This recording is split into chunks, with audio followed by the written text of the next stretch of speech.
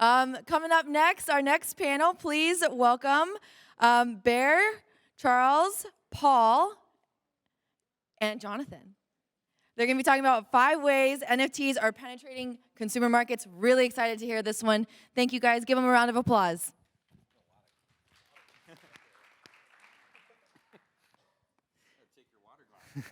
Hey, everyone. So we are missing Stefan. We're only 4 today, but we're still going to offer you an amazing panel.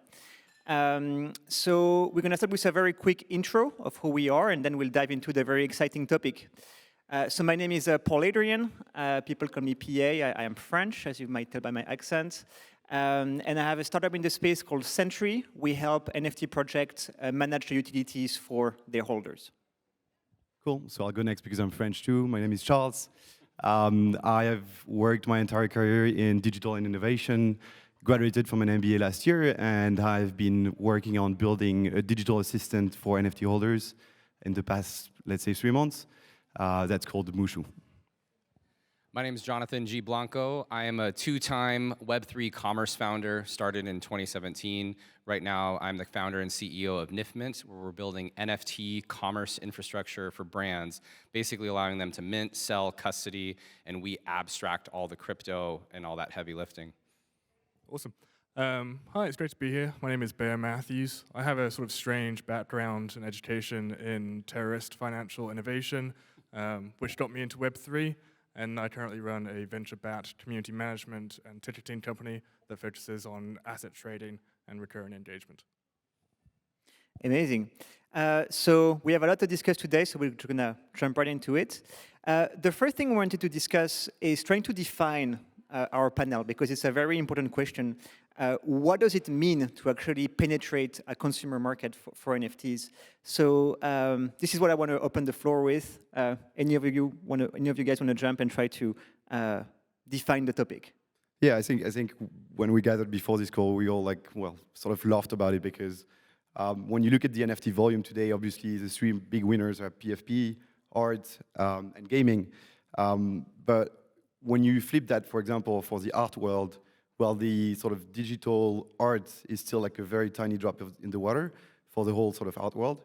So I think it's when you talk about penetration, and especially in the sort of like in the brand sense, you really have to take a data-driven approach here, and you have to think strategy and long term. And what it means is that you need to define what you actually what your targets are, and what really you're really looking to penetrate. Want to go next?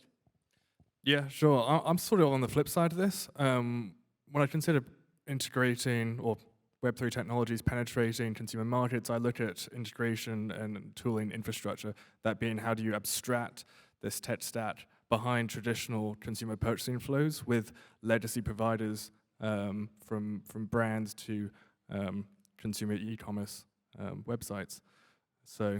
But that's just inherent from my background and my research. Yeah, we think about it in a similar way. It's funny because even on stage here, I've heard it said a number of times, like, well, in Web3, you just got to treat the consumer differently, and you got to do all these things. And it's like that.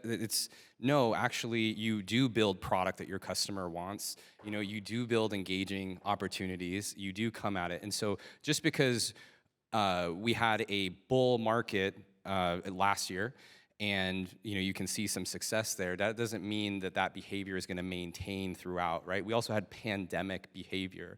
So we like to think about it, if you're really thinking about consumers, then you are placing NFTs in environments that these consumers are already in. So for example, that's why at NFTMint we integrate into the brand e-com platform so that the brand can offer the NFT to their customer the same way they would offer them a t-shirt or they would offer them a bag, etc. It's embedded into that experience because all of us might have crypto wallets, right? But the average consumer, does not have an NFT wallet that they're just waiting to token gate to get started to purchase something. Yeah, very true. Thank you. So maybe let's try to look at some examples of brands actually penetrating the consumer market. is there any examples that come to mind that you guys want to share that you think are great success of brands penetrating the market, or maybe big failure of brands trying to launch NFT and didn't penetrate the consumer market? You do go? Okay, I'll go first. I think for me, I have a very specific example in mind, which is the collab between Tiffany and CryptoPunks.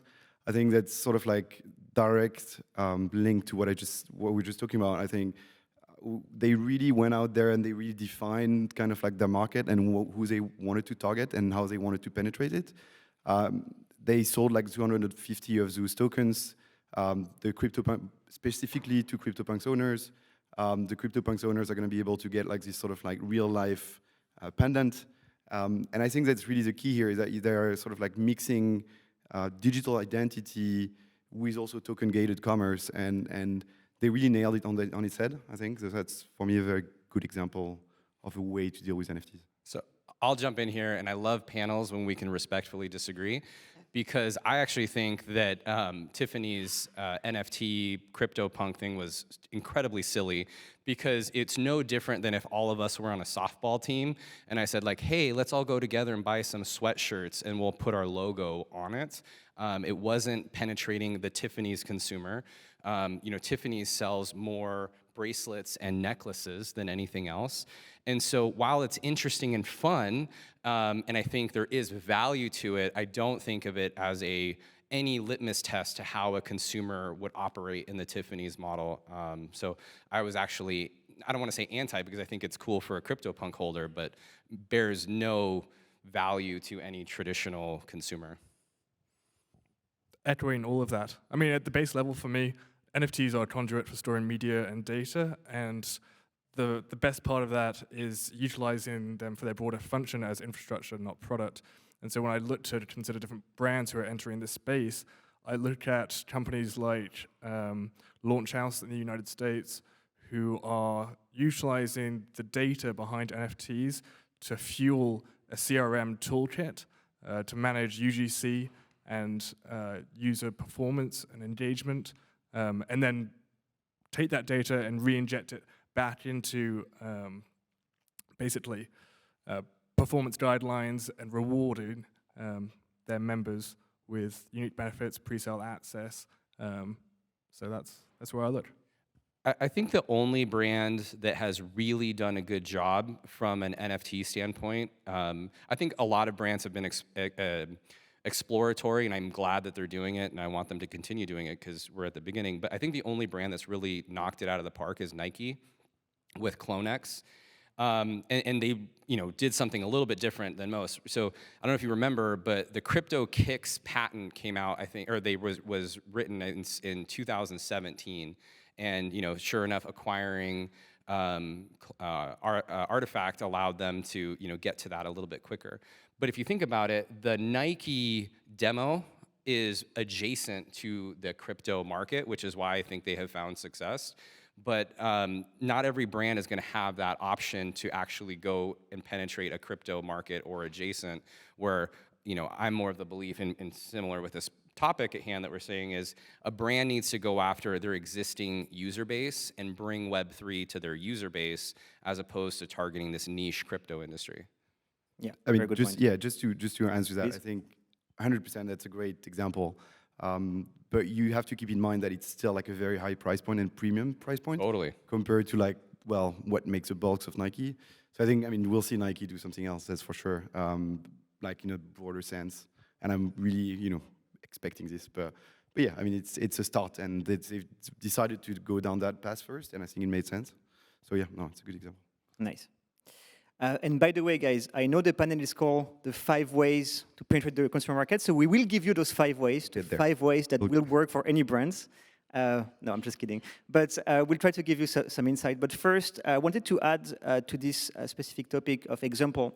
I think it's nice to differentiate the brands that clearly try to just jump on the hype and do something with NFTs and keywords, whether they're big brands or small brands, and usually have short-lived success or some sort of success, with the brand that tend to actually use technology to do something great with it, and sometimes don't even use the word NFT, but they use the word collectible or loyalty programs or the words, and I think that's a clear distinction, and so far what has worked tend to be the one that's focused on the technology behind. Before we give you the 5 secret ways to penetrate the consumer markets, I wanted to discuss the challenges for NFTs to enter the consumer markets. There are many opportunities, but according to you guys, what would be the main challenge that brands may face? I'll keep going first. I think for me, it's a very specific one, and I'm obviously sort of working on the topic. It's the lack of Web3 native tools. I think, right now, brands are kind of like trying to scramble and do things on either on their own or either doing some using some pre-existing platforms. Obviously here what I'm thinking about is Discord. I mean, I think everyone has a sort of like love-hate relationship with Discord. It's a fantastic tool, not dissing them, but it's not a tool that has been built in sort of like the Web3 space in mind. And I think right now that's what it's all about. I have a very specific counterexample, for example, which is a company called Beam.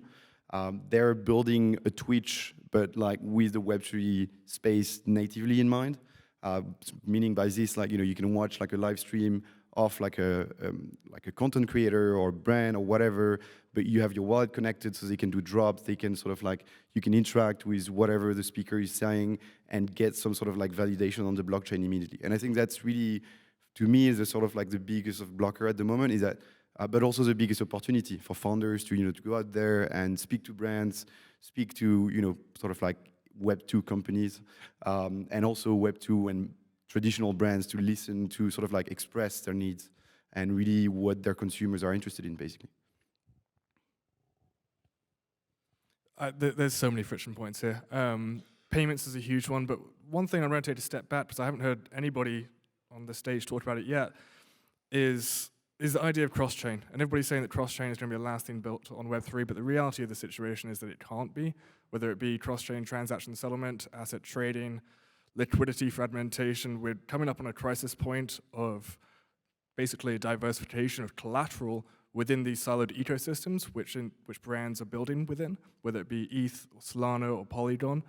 I mean, you can look at the example of MakerDAO, which up until, I think about 18 months ago, had a rather undiversified liquidity portfolio based, I think, solely on ERC20 tokens.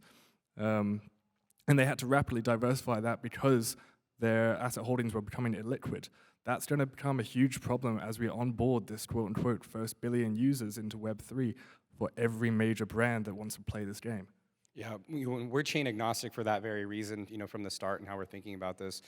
Very few consumers are going to be particular blockchain maximalists, right? No brand is like, oh my gosh, I have to build on this. Maybe I think Polygon is getting a good lead for themselves because they're having some really good wins with Starbucks and Reddit and JP Morgan Chase, Instagram, et cetera. But, for the most part, your average brand isn't a maxi about a particular blockchain. I'll go even a step back because I think the obvious, like the payments, communication and the ways to interact with this aren't really there just yet. We believe that it has to be as easy as purchasing any other product. That's why we think things like having custodians make sense.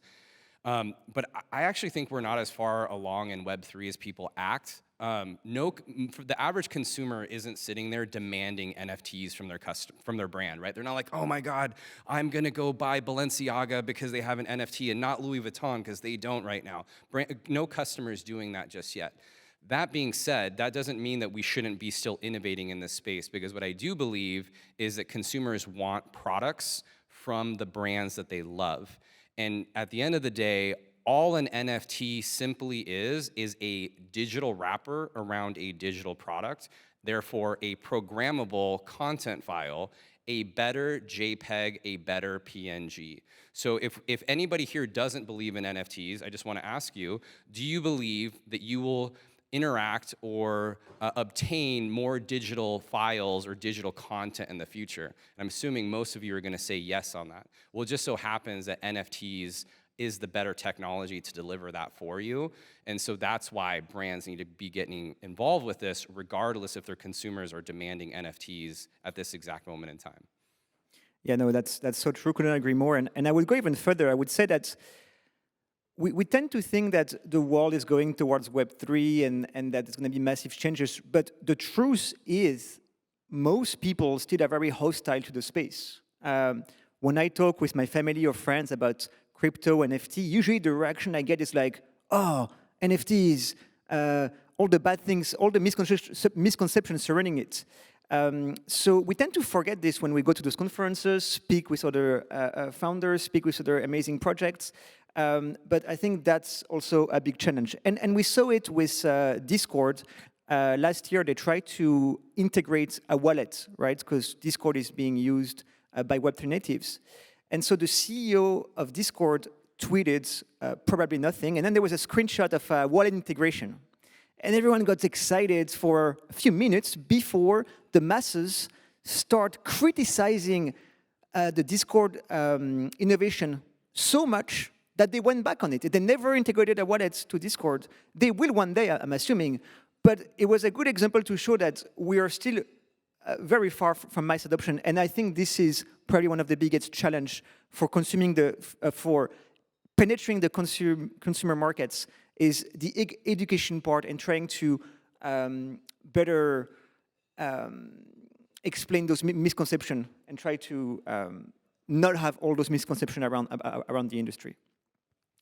So yeah. Well, I'm just going to add on to go that, because I think you can tie in what we're referring to here is basically dynamic asset classes, whether it be digital assets or tickets or even rent payments.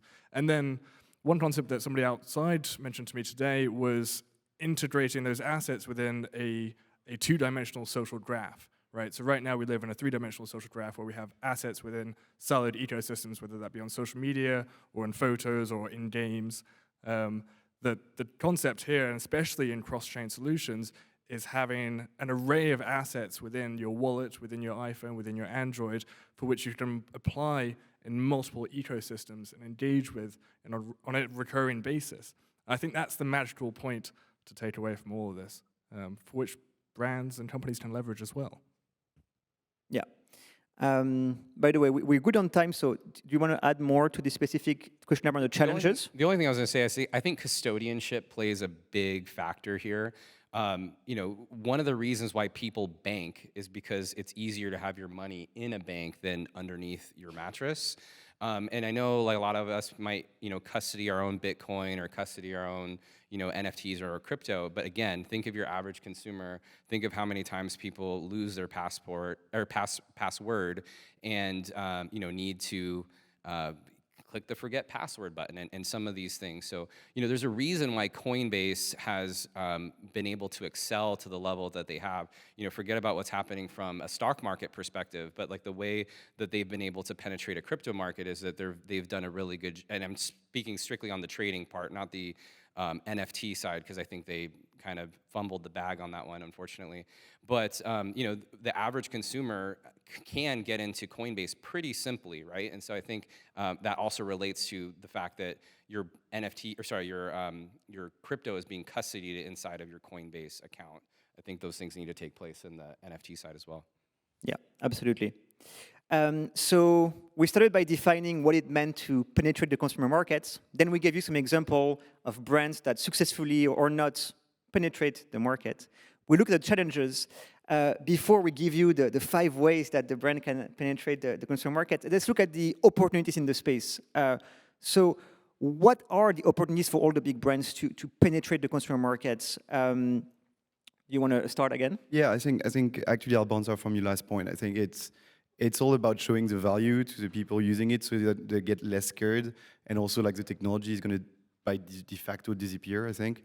So what I mean here is that brands can really leverage the whole sort of like CRM aspect of it to basically hand out more value to the people being in that space. And that's where you start like attracting people, because they can see that they can know that they are going to get more value out of all this. And what I mean here is that by owning a certain type of NFT, you're going to signal the different brands that you're into X or Y, and that you've made X purchase, and that you're purchasing power at any single time.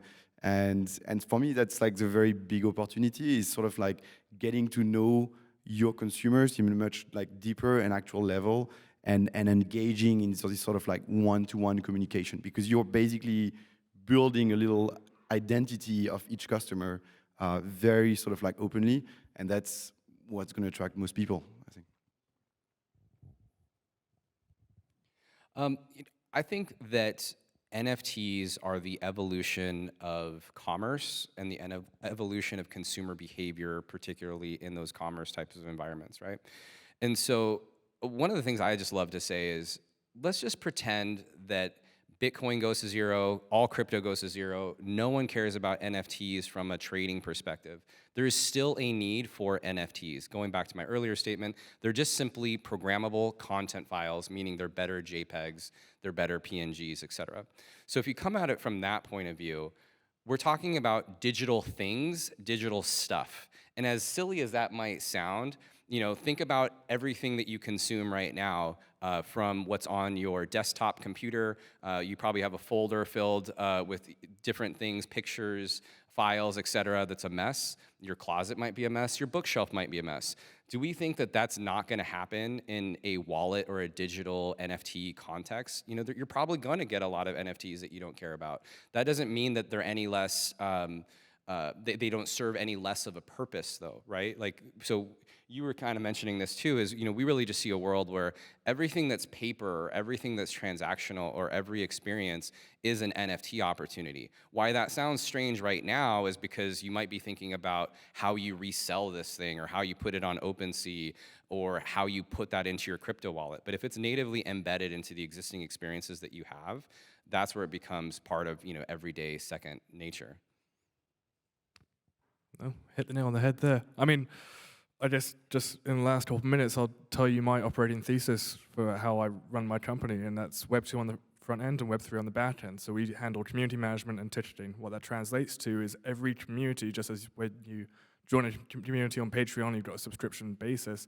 Every community that you join with my company is technically token gated, and you get assigned a wallet when you create your account and you sign up with your email, but you never know any of that. And then when you purchase a ticket, technically that's an NFT asset on the back end. The translation there is that both community memberships and tickets are tradable, dynamic asset classes, pre and post-event, redeemable for pre-sale access, perks, limited exclusive content, et cetera, et cetera. And so I think it really is just a separation of infrastructure versus product, and that's the vision that we share. Yeah, no, I love that. And the one thing I'll add to it, and I think you'll probably agree with this, is that, you know, for so long we've been talking about Web3 is going to be here, or crypto is going to be here, or DeFi is going to be here. We're finally at that moment where the technology behind NFTs and you know, Bitcoin Lightning Network and some other things happen to be better than the incumbent infrastructure out there, right? So the issue right now is strictly the distribution of that technology, and the access to that technology. So that's what's really interesting and really refreshing when it comes to this space overall, is regardless if you believe this is a thing or not, it's just better tech. So now we're at that point, and that's really what's going to happen in this consumer adoption, because like you're talking about with your product, your customers don't even know it, as they should, that's how we're thinking about when with all our brands. The customer doesn't need to know that, just like you don't need to think about hypertext transfer protocol, right, that you've all used 30 times today. Yeah, couldn't agree more. So we have about 90 seconds left. You guys came here to hear 5 ways NFTs are penetrating the consumer market. So we'll give you 5 ways. We were supposed to be 5 each one way. We're only 4, so someone will have to find 2 ways. But I'll just start. So I think one thing that's fundamental, and we touched upon it earlier, but is seamless adoption for non-tech savvy user. I think currently so many Web3 users are so tech savvy. Many of the future users, people hostile, they don't have a wallet, they don't want a wallet. So I think that's a key component, and that's something that's been quite successful with brand making the onboarding seamless. Yeah, I'll go quickly.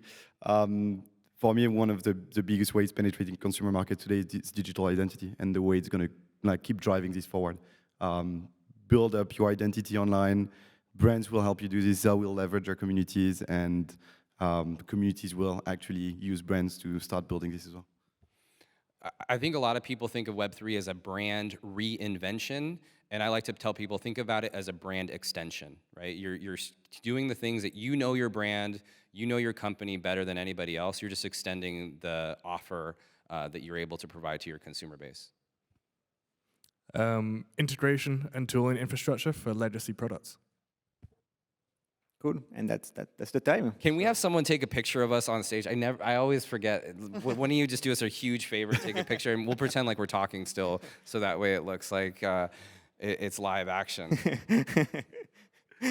Thank you all. Thank you so much. Cheers. Thanks, man. Thanks. Well done, guys. All right, thank you.